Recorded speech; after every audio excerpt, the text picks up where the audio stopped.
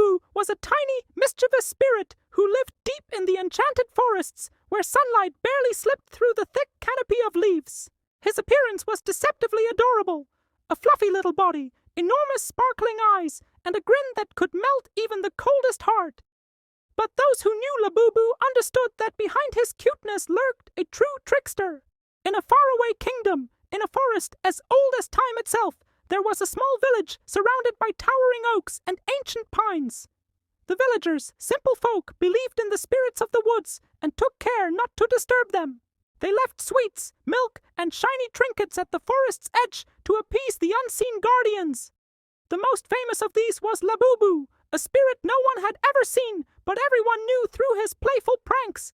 One day, a young merchant named Ivan arrived in the village. Bold and brash, he scoffed at the tales of spirits. Ghosts, mischief makers, just old wives' tales. He laughed, sipping ale in the local tavern.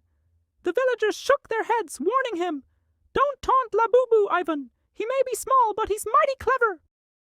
Ivan, however, paid no heed. The next morning, he decided to venture into the forest to gather rare herbs to sell at the market. With a basket in hand and a smirk on his face, he marched past the offerings at the forest's edge, kicking a shiny pebble into the bushes.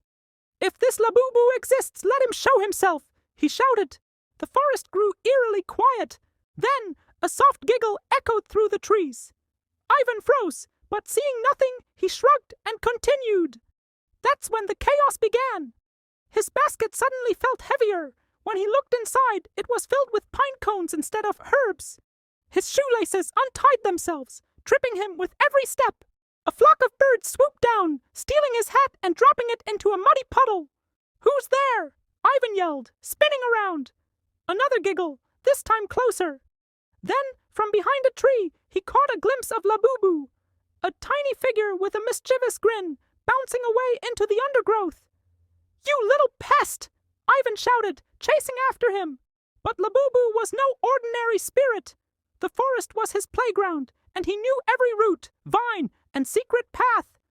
As Ivan ran, vines seemed to twist around his ankles, and branches lowered just enough to thwack him on the forehead. By the time he stumbled back to the village, he was covered in mud, his clothes torn, and his basket now inexplicably filled with glittering fireflies.